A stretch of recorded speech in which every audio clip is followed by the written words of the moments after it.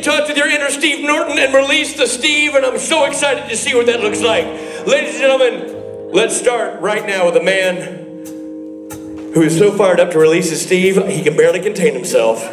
You know him, you love him, you probably bought his album, Mr. Gil McKinney! Put your tiny hand in mine. I will be your preacher, teacher, anything you have in mind. I will be your father figure. I have had enough of crime. I will be the one who loves you till the end of time.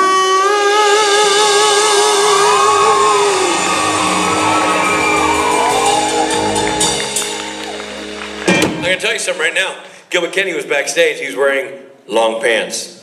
And he heard me talk about release your inner Steve, and he cut those pants into those shorts. Yeah. That's an example of release your Steve. This is actually a first. First time ever wearing shorts to a convention. I think it was a good choice. You guys had a visceral reaction to Steve's calves. I saw you. These are jorts. I get it. I had the same. To Steve's calves or Gil's calves? Huh? Oh, Gil's Gil's no, You Gil's said calves. Steve's. Well, We're all the same We're all view. Steve. We're all the same view. It's cool. This is only advice for Steve. I thought I was going to be the only one wearing this shirt. That's what you guys told me, right? We talked about this. We said that we would all of us would wear them At the same time? Yeah. I must have not been listening to you. It's a great shirt. I'm so glad that I'm wearing it. You're not in sales, are you? No, it is a great shirt. My wife was like, "What is that?" I was like, "It's Borja. Borja Aloha." And she said, who's Borja? And she said, "Who's Borja?" I was like, that guy. She was like, "Oh yeah, that guy." Oh, the robot bass player. Oh, now I get it. Ladies and gentlemen, Gil McKinney. Oh, you're leaving me. Yep. You're leaving me. Borja. Love you, dude. Aloha. Wow. So yeah, so I'm wearing shorts. They're actually jorts. I actually did not cut them. They came this way. I bought them this way, if you can believe it. Wow, is this just a really laid-back Hawaii crowd today? Or are you guys kind of raucous? I'm not sure. It's Friday. As soon as I said that, I was like, in my head, I thought, is it Friday? I don't even know. It's Friday, right? Friday people are the best people. I see a lot of familiar faces. I love you too. Hey, how's it going? Anybody never been to a convention before? Wow, well you picked a good one. Who here is from Australia or New Zealand? Very cool. Anybody from Japan? So quiet and polite. Hi here. Well, welcome. Glad you're all here. This is going to be a really fun weekend. This is my second time in Hawaii. I came like 6 years ago with my wife for a friend's wedding.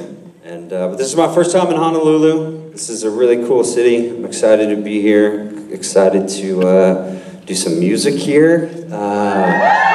We have karaoke tonight. Karaoke in Hawaii's got to be great, right? I mean, we did a pretty fantastic one in New Orleans a few weeks ago, but I think karaoke in Hawaii is going to be special. And then tomorrow night, I hear we're doing a concert outside. I hope that's right, because that's just whatever. Is that correct? Okay, good. And I also heard that it's on this lawn where Elvis performed. I'm a huge Elvis fan, so I think that's pretty cool. So if you can come tomorrow night, please do. It's going to be a night of great music, and I'm so excited to get to do a song that I wrote that's on my EP. One last time. I think this is going to be it for a while anyway, and then I'm going to work on some new music for you guys. So, who here has my EP? Thank you. Who here backed the Kickstarter? A lot of people. For those of you that don't know, back in, I think, February, Jason Mans and I launched a Kickstarter to produce an EP, and you guys backed it, and I'll be forever grateful. It wouldn't have happened if it wasn't for you guys. And so then, yeah, several months later, we released the EP, and it shot to the top of the charts. which was just a really, yeah, I mean, like I'm not joking, it literally shot to the top of the charts, which was such a cool surprise. I wasn't expecting that, and it showed me once again like the power of this fandom. Like you guys like make the most amazing things happen, and you've made a lot of amazing things happen for me. So thank you very much. I mean, it was the #1 jazz album on iTunes for 2 days straight. It wasn't really my intention to put out a jazz album. It's jazzy, but Jason is smart enough that he put it in the jazz category instead of the pop category. That way I could be #1. I didn't have to compete against Justin Bieber or Taylor Swift. I just had to compete against Norah Jones and Patti LaBelle. But yeah, there was one chart that came out, I made it onto the Billboard charts as well, and there was one jazz chart, Billboard magazine, that had me in between. I think Norah Jones was 3, I was 4, and Patti LaBelle was 5, so that was pretty cool. Yeah, and it hung on there for about a day and a half. Still counts.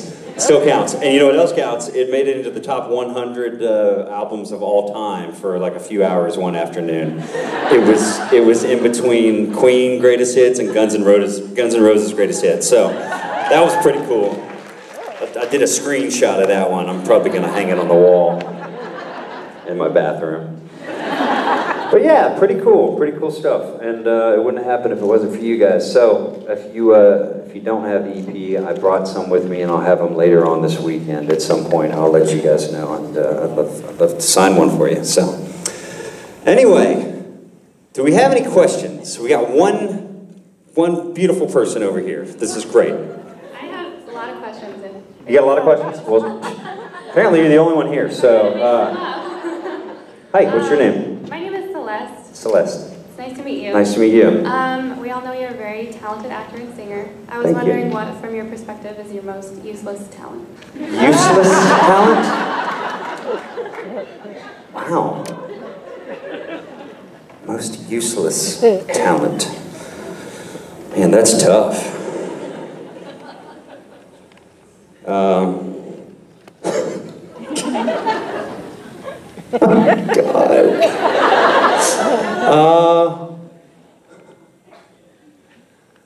I can like roll my stomach.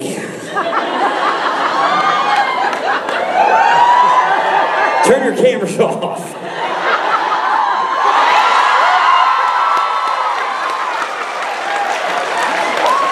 Haven't done that in a long time. It stays in the room, right guys? Cool, cool. You guys heard the rules and regulations, right? Thanks so much, Celeste. Anything else? She's like, no, I'm good. That's pretty much it. What character would you most and least like to meet from Supernatural? Character or actor? Character. I like to make it more personal, talk about the actors. What I most and least like to meet, probably least like to meet Lucifer. Probably most like to meet Dean.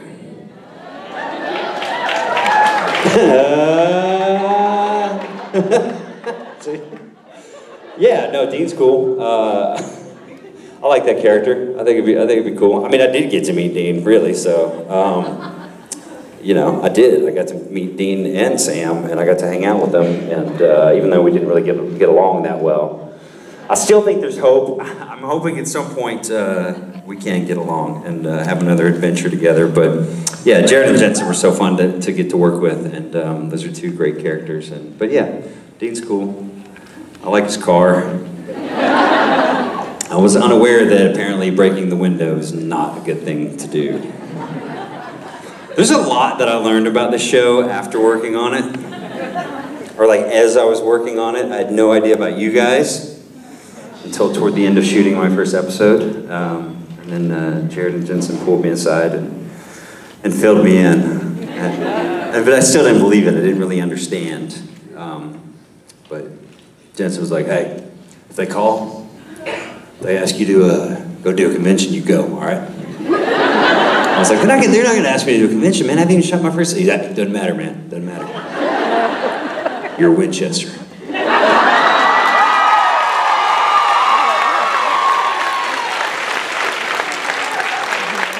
And then he was like, all right, let's shoot this scene. And then I walked out, he tripped me. It's like, oh man, got me again. Thank you. Thanks, Celeste. Hey. Hi. How are you? Good, how are you doing? Good, what's your name? Abby. Abby, nice to meet you. You too. What is something on your bucket list that you haven't gotten to do yet? Bucket list. I don't really think too much about bucket list. I mean, but definitely a couple places that I would love to travel to. One is Japan. I would love to go to Japan. I'd love to go to Tokyo. I just have this like weird like fantasy of me like actually being there by myself and like being totally lost in translation and ending up in some like, you know, just awesome like karaoke sushi joint like downtown Tokyo. Just like partying and having so much fun. Another place that's definitely on my list, top of my list to visit is Ireland. Everyone that's been there says it's the most amazing place to travel to. So yeah, I'd love to visit Ireland. And yeah, those are two things. I love to travel. So most of my bucket list stuff is travel. I want to see as much of the world as I can. And honestly, before getting to be on Supernatural and getting to do these conventions, I had not seen much of the world. This whole thing like just really opened up my world for me. It was really cool. I mean, I've gotten to go to so many places because of Supernatural. I'd never in my wildest dreams thought that would happen from doing a guest star on Supernatural. It's really cool. I mean, I've got to go to England a couple times and Australia a couple times, and I've been to Italy a couple times. Yeah, Germany twice.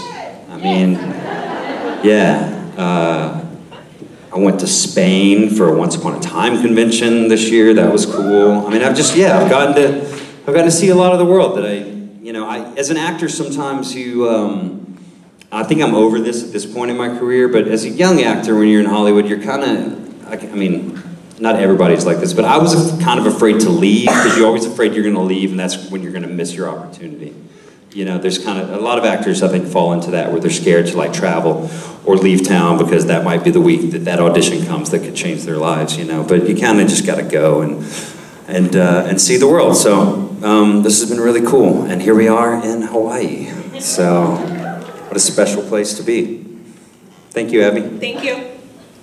Thank you. Okay, so my question is, what have you done that's been fun here in Hawaii? Where would you recommend somebody go to while we're here in Hawaii? And I second you in Ireland. We need a con there. Yeah, we do need a con in Ireland. I like your shirt. Thanks for wearing that. Thank you.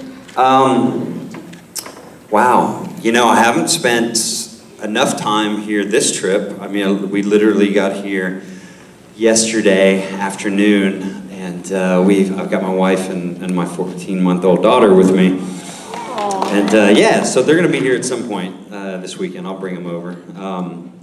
But yeah, you know, like it's hard traveling with a kid. It's a 6-hour flight from LA, which is, she's done those before. She's actually been on like 20 flights already this year, which is insane. But 6 hours is really kind of the max. And we've done New York to LA a couple times with her. But we got here and, you know, we were so excited to be in Hawaii. And we get to the hotel, we're so excited to be in Honolulu, and you want to like, you know, go to the beach and like have a beer and relax and enjoy it. Just, with a 14-month-old after flying all day, forget about it.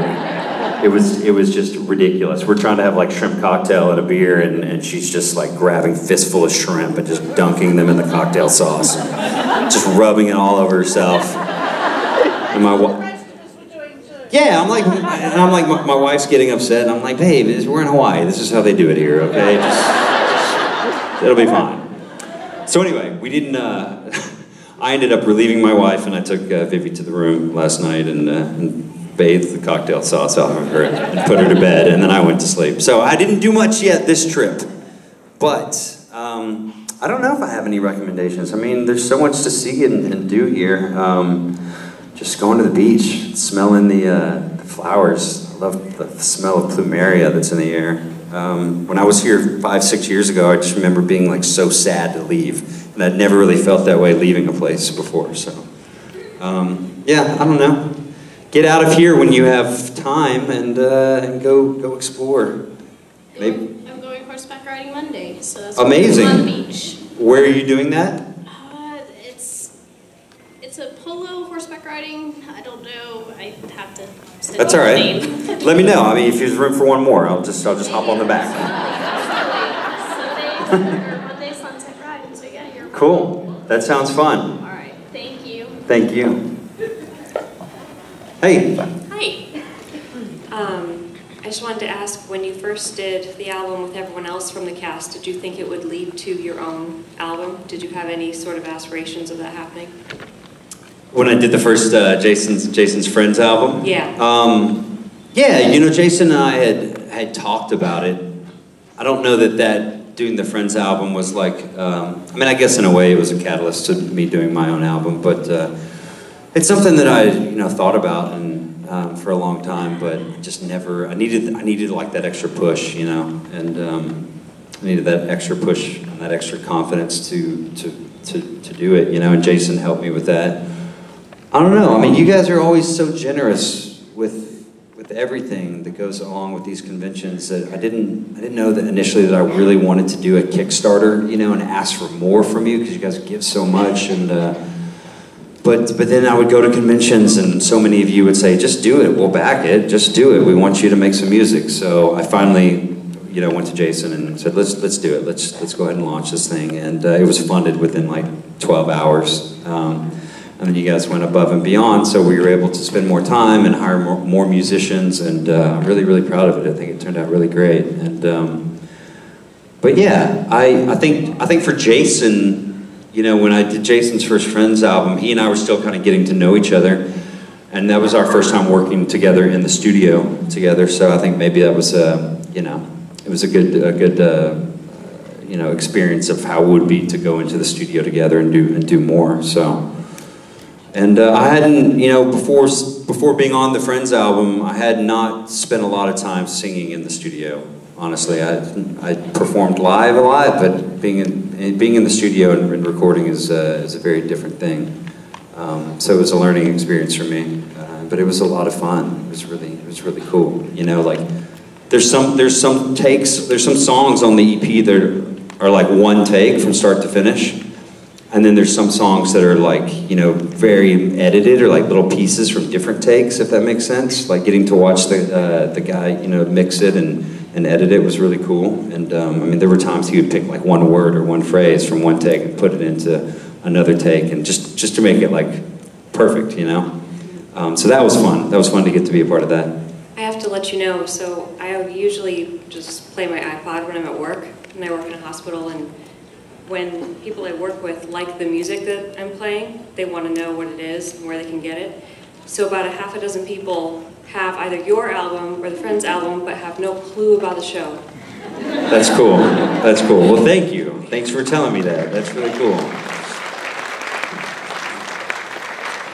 Yeah, I mean, the show it's crazy, like how the power of the show and of the fandom to do so many other things outside of the show. I mean, I try to explain to people like what goes on here and why I get to go to all these cool places and do these weekenders, and most of my friends, they don't really get it, you know, they don't. And I didn't get it before. I didn't really understand it before, but it's okay. It kind of makes it more special that they don't understand. But I tell them too sometimes, like, you know, I'm here because I was lucky enough to get to be on the show. But then once you start doing the conventions and you start doing more and more conventions, it kind of takes on a life of its own and becomes something like, in a way, that's separate from the show. At least for me, you know, it's like I don't know. I start to. I feel like some people know me. They know me more from the conventions than from the show. I mean, I did 2 episodes, you know, so that was why I got to be here. But I feel like because I show up and I have fun and I get along with the other guys and girls and I enjoy you guys so much. It's just, and I got the music thing going. It's turned into something that's really just been like one of the greatest things that's ever happened to me.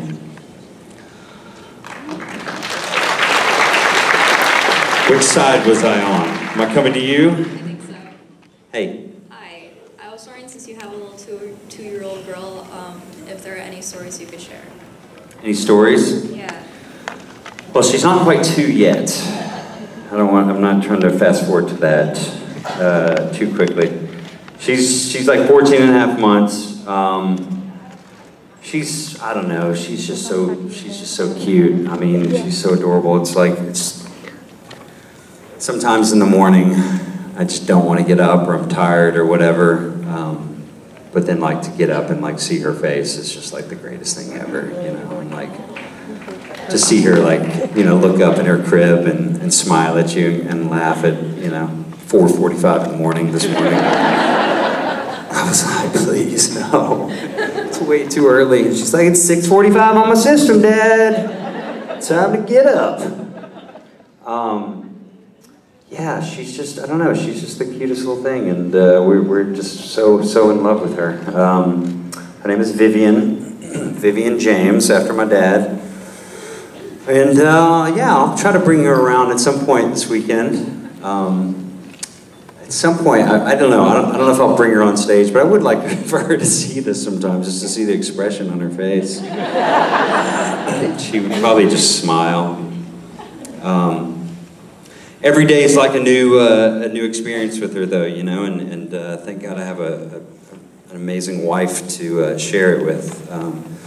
There's so many experiences. I mean, every day there's something new, good and bad, and I have so much respect for single parents. Anybody that does it on their own, I don't know how you do it. I'm so lucky to have a wife to lean on, and we can get through it together. And we think we want to have another one, but then sometimes we're like, I don't know. This one's pretty good. One's pretty good, and then we see our friends that have two, and we're like, nah, that's insane. I met a woman at a convention a few weeks ago that told me she had 9 kids, 7 girls and 2 boys. I was like, how are you alive? How? How is that possible that you can still be standing? Anyway, thank you.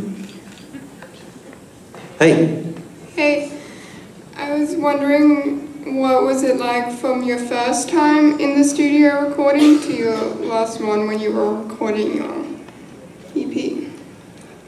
Well, the first time on Jason's Friends album, obviously I wasn't there as long. It was a shorter thing. I was just there for, I don't know, a couple hours, and I found the song to be kind of challenging. Jason had picked it, and I thought actually he gave me a few options, and we got in the studio, and we ended up going with Higher and Higher, and I found it to be kind of challenging to sing, quite honestly. I thought, I don't know that I could sing that song live. It's a tough one to do live, but in the studio we were able to like put it together.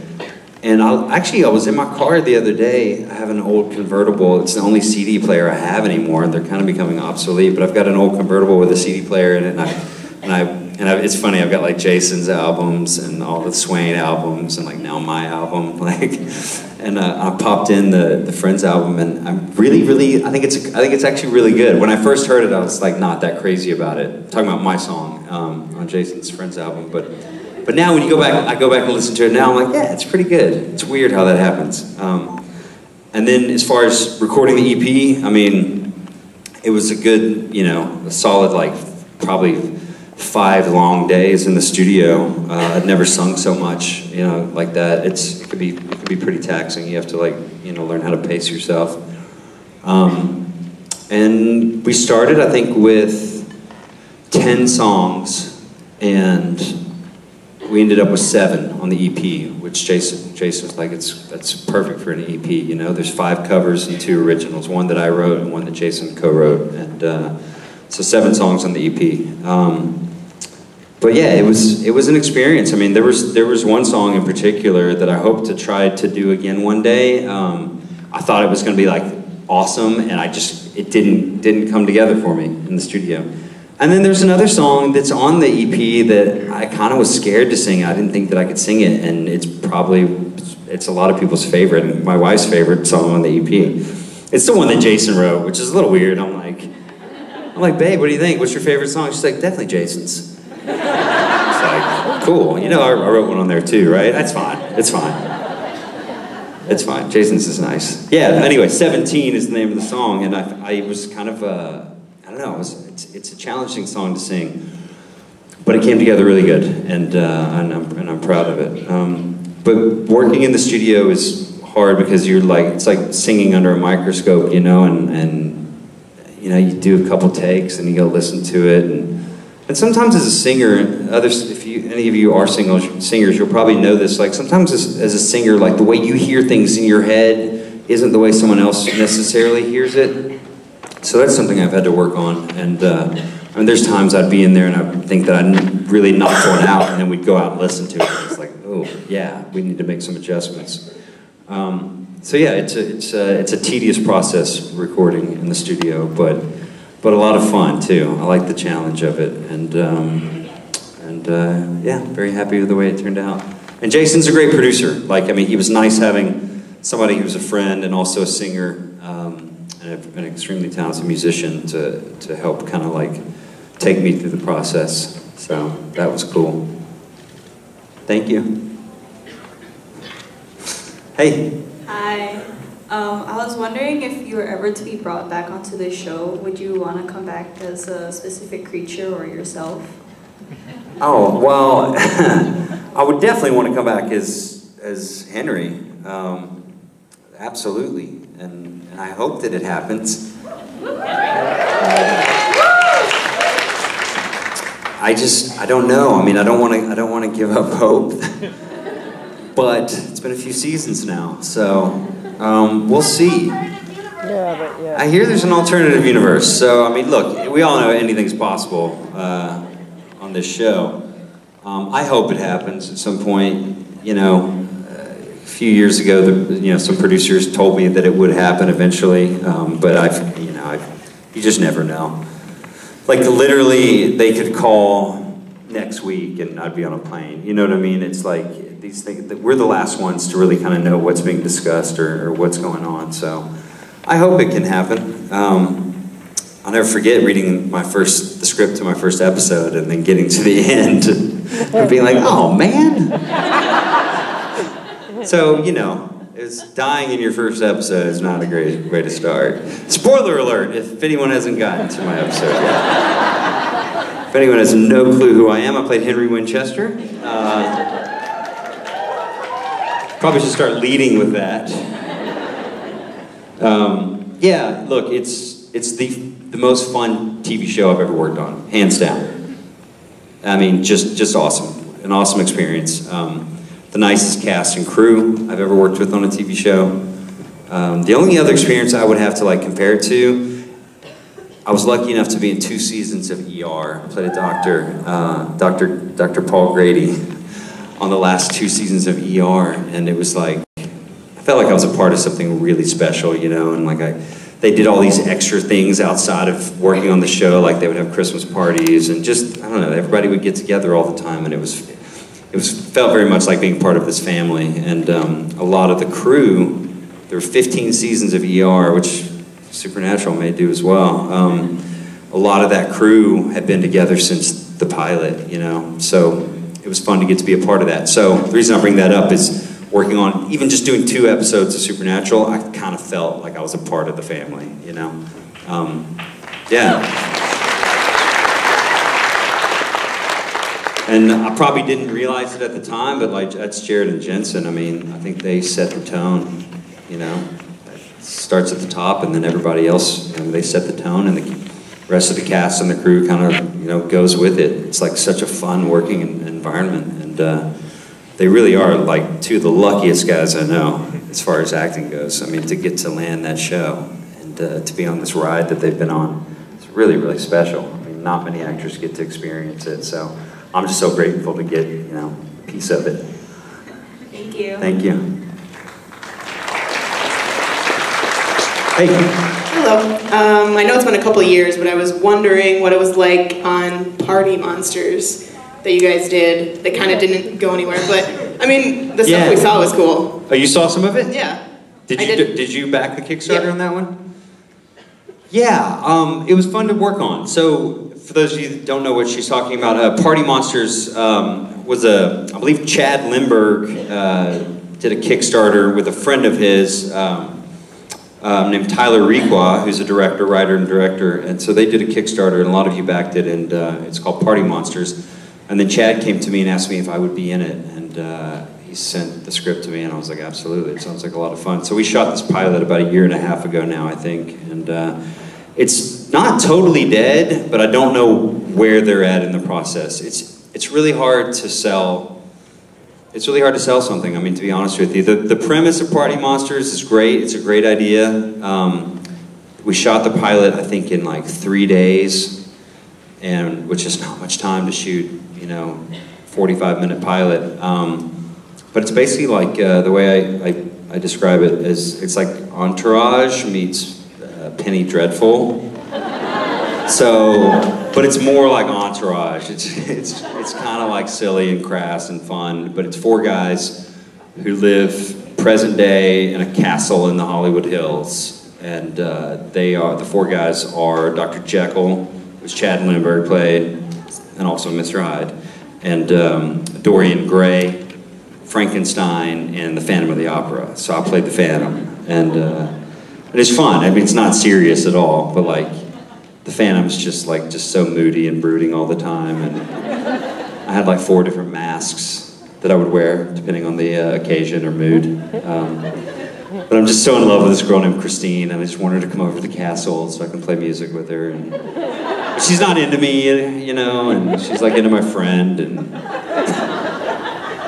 it's that kind of thing. But it was so fun to work on, and I got to play the piano a little bit and sing a little bit, and so we shot this pilot, and I know that it's close to being done, and now they're just trying to shop it around and trying to get someone to like want to make more of them. But you never know. I mean, it's like you see how hard these things are. I mean, Kings of Con. How great is Kings of Con? Like. I mean, that's one of the funniest things I've ever read in my entire life or ever gotten to be a part of. It's like, can we please find it a new home? Because I would love to continue to get to play Chip. And to get to work with these guys. I mean, so fun, so fun. So we'll see. Thank you for backing it and asking about it. Does something. Yeah, I hope that they can do something with it. Because I think it is a special idea. It's just... I saw kind of a rough cut of the pilot, and yeah, it's a little rough. But that's what happens when you try to shoot something in 3 days for I think $50,000, which is a lot of money. But when you're shooting like a TV pilot, that's not much money, unfortunately. But everybody worked really hard on it, and hopefully it still has life. Thanks. Thank you. Hey. Hi. I wanted to know your most ridiculous story from Backstage. Most ridiculous story from Backstage? Oh man. That's one I need to think on. There's been a lot of, this has been a really fun few years for me. I mean, I have not, thank God for this thing, because I have not laughed this hard in a long time. Some of the funniest people I've ever met, Richard Speight and Rob Benedict, 2 of the funniest guys I've ever met. We all have fun. We all have fun backstage. I mean, I guess I'd have to say some of the costumes that we've worn at karaoke can get pretty ridiculous. Yeah, I found myself wearing like a red, like, unitard. What is it called? Yeah, strongman, unitard. Yeah, the strongman, the red spandex thing.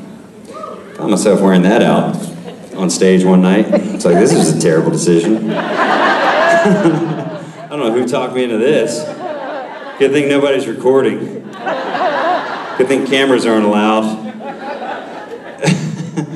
Wow, I don't know. I'm sure there's some story that's going to come to mind. There's one that Richard actually loves to tell. Karaoke one night, I think it was Denver, 2015. Ozric Chow came out dressed as Big Hero 6.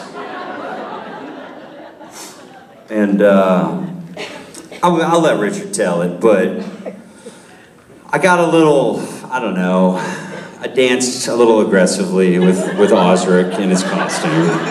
That's all I'm gonna say. I might have popped the costume. He had like this inflatable Big Hero 6 costume on, and you know Ozric loves to cosplay.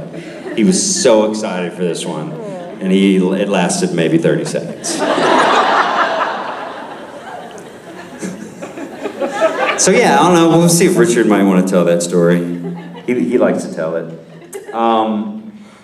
Yeah, karaoke's, that's where a lot of these stories happen, so you guys gonna come tonight or what? This is a good karaoke stage. I feel like some trouble could happen up here. We'll do our best to behave ourselves. Yeah, we have fun. I don't know that I can tell a lot of the stories. Thank you. Hey. Hey, Gil. What's up? What's your name? Sammy. We met at Chicago. I remember you. Yeah, yeah. So getting back to the karaoke part, I just want to know, it's a two-part, what is your go-to karaoke song, and what's a karaoke song that you would never, ever, under any circumstances, sing? Wow. That I would never, ever, under any circumstances sing? Yep. It would be Let It Go from Frozen.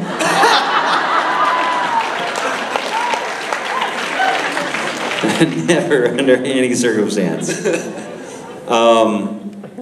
And then I've got a couple go-to songs that I've done, and I'm trying to come up with some new ones just to keep things fresh. But there's a song by Billy Vera and the Beaters. Do you guys know who Billy Vera and the Beaters is? A few of you do. And it's like, what did you think I would do in this moment when you're standing before me with tears in your eyes? I like that one. That's one of my go-tos. That's I think I actually sang that song. That was at one of my first conventions ever. I think it was at maybe my second convention. It was before the Saturday Night Special became the Saturday Night Special. When I first started doing these shows, it was just called like the Cabaret, or like it was like a talent show kind of thing. It's evolved quite a bit. The first time I sang for you guys, I did a couple times actually, was with a background track. First time I was in DC, I had a background track for John Legend, All of Me, which I still think is the most viewed video of me on YouTube. Not that I checked that sort of thing. Somebody told me, I don't know, they could be wrong. But then I sang At This Moment, which was that Billy Vera and the Beaters song. I sang that and something else, I think, was it Sam Smith? I think I did Sam Smith with the band though, didn't I? Yeah. I did that Billy Vera and the Beaters song with a background track, and I remember I was like, it's kind of like nerve-wracking to sing with the background track, because if you screw up, there's really nothing you can do. I mean, it's like you better know that track really well to get back on. But I remember being like kind of nervous. It was only my second show, and I sang that song, and it was going really great, and I was almost to the end, and then all of a sudden Misha like came out. I was like dancing around the stage and like hugged my legs, and I was like trying to hit a high note. So weird. So weird. Anyway, he hasn't done that since. So good to see you, Sammy. Yeah, thanks, Gil. Hey, buddy, I'll see you later. Hey. Hi. What's your name? My name's Maddie. Hey, Maddie. Hi. I was wondering what the highest note that you can hit is. The highest note I can hit? Well, I'm not going to try, because that sounds like a recipe for disaster.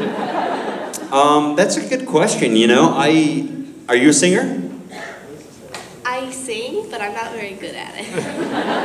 Well, if any of you know the musical scale, I would say like, I mean, falsetto is a different story. I can get up there with falsetto, but like I would say probably my highest like belt would be maybe an A on a good day, A flat, high A flat. Other than that, I don't know. I've worked over the years. I've kind of worked on developing like a high like head falsetto mix where I can on a good day I can get up there and float it around. Right, Robbie? That's right, Gil. Real high range, Gilly. Why'd you guys change shirts? Your shorts. You changed shirts because of my shorts? Yeah. You told us to. You didn't have to say it. Your knees spoke volumes. We went backstage after you said it was the wrong ending. We cried. We had a little bit of a cry. Did the fans vote on who wore it best? No, but I wouldn't have won that anyway, so that wouldn't be a shocking loss. The band voted. I put on the gear as a way of saying, see, you can also wear it if you look like this. An alternate frame. Red shirt. Oh, red. Alternate frame. No. Hashtag who gives a crap. Anyway, how was your very first panel in Hawaii? How did it go? Was I the first? You were the first. Oh, man. It was such a delight. I wish I would have known. Now listen, this guy's going to be on stage. Are you coming tonight? Are you part of the karaoke thing tonight? Richard. You are. Great. You know what he's going to say? He's going to, Richard, I am contractually obligated to be here. I will be here. That, and then tomorrow night, this man who has a Broadway level singing voice will be singing with this band on stage. If you don't have his album, how was I to know? Are you selling that here at the show? Are you selling your album here? Yes, I still got to figure out when that's going to be happening. But probably tomorrow later in the day or Sunday, I'm not sure. It's a chart-topping record and it's awesome, man. So thank you very much. Get yourself. It was a pleasure to say aloha to you earlier, but now we must say aloha to you. Oh, I know. Right. Can't wait to beat that dead horse. Ladies and gentlemen, aloha, Gil McKinney!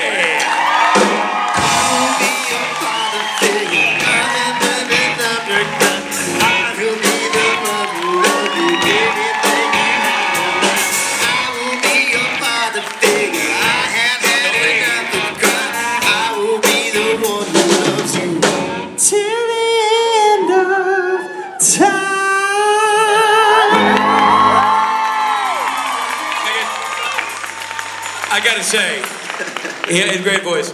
Him turning around and doing that in those shorts and those shoes, I suddenly felt like he was the bad guy in Tough Turf in 1984. Like I just feel like he just seems like he's playing the jerk in like a John Hughes movie. I got the feeling he was selling Hawaiian real estate. By the way, a different vision. Which is usually a jerk in John Hughes movie. Much the same.